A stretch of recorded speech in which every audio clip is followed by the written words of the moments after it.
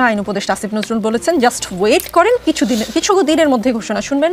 প্রধান উপদেষ্টা প্রেস সচিব বলেছেন আগামী ৫-৬ দিন বাংলাদেশের নতুন রাজনৈতিক বন্দোবস্তের জন্য গুরুত্বপূর্ণ সময়। তিনি কিন্তু প্রতিদিন 5-6 দিনকে গুরুত্বপূর্ণ সময় বলেন না, তিনি আজকে বলেছেন। কেন বলেছেন?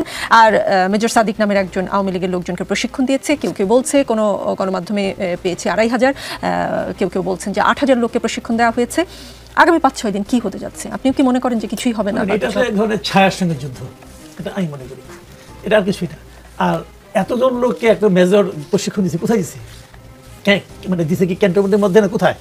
বলছে কি প্রাইভেট কনভেনশন সেন্টারে। এইগুলি হলো গিয়ে আপনার মানে আরেক মানে আমি মনে করি জানেন মানুষের মধ্যে একটা উত্তেজনা তৈরি করার জন্য কিছু ইস্যু লাগবে। বাংলাদেশের বাস্তবতাটা আপনাকে খেয়াল করতে হবে। আওয়ামী লীগের 700-800 লোককে প্রশিক্ষণ দেয়, এই লোকগুলো কোথায়? বাংলাদেশে কি এত সহজ? বাংলাদেশে কি সেই বাস্তবতা আছে? সেই বাস্তবতা আছে? এখন তারা আসলো, সে মানুষ তাদেরকে গ্রহণ করবে? ভাই এগুলো তো খেয়াল করতে হবে। এই বাস্তবতা এখন বাংলাদেশে তৈরি হয় না যে আওয়ামী লীগ একদম অস্ত্র নিয়ে আসা নিয়ে একটা গভর্নমেন্টকে ফালাই দিবে, একটা আর্মি আছে, পুলিশ আছে, হয়ে গেল। এগুলি জাস্ট বলা কেন? আমি বলি মানুষের মধ্যে একটা উত্তেজনা তৈরি করা মানে এখন প্রতিটা দিন প্রতিটা মুহূর্তে কিন্তু মানুষ নানা ধরনের প্রশ্ন করতেছে। আগে প্রশ্ন হয়তো মনে করেন সপ্তাহে একটা, তারপরে হয়তো দিনে একটা, এখন প্রতিদিন বিভিন্ন ধরনের প্রশ্ন উঠতেছে মানুষের মধ্যে। এইটার কি হলো, ওইটার কি হলো। কারণ একটা বছর কিন্তু লম্বা সময় রে ভাই। আপনাকে আমি 1 বছর দেখছি, 1 বছর আপনি কি করছেন, মানে মানুষ তো হিসাব করা শুরু করছে যে তুমি কি করছো 1 বছরে। ভাই বলো আমার এটা। এই যে আজকে দেখলাম যে অ্যামনেস্টি কি বলে হিউম্যান রাইটস ওয়াচ, ওরা কি বলছে? 1 বছরে কোনো পরিবর্তন হয় নাই বলছে তো। হ্যাঁ, গুম খুন হচ্ছে না, গণগ্রেপ্তার হচ্ছে। এখন এই হিউম্যান রাইটস ওয়াচ আগে যখন বিবৃতি দিত হাসান মাহমুদ বলতো এরা মাল খেয়ে বিবৃতি দিচ্ছে, এরা ঠিক না, এরা মানে প্রভাবিত। এখন কে প্রভাবিত করছে? আওয়ামী লীগ।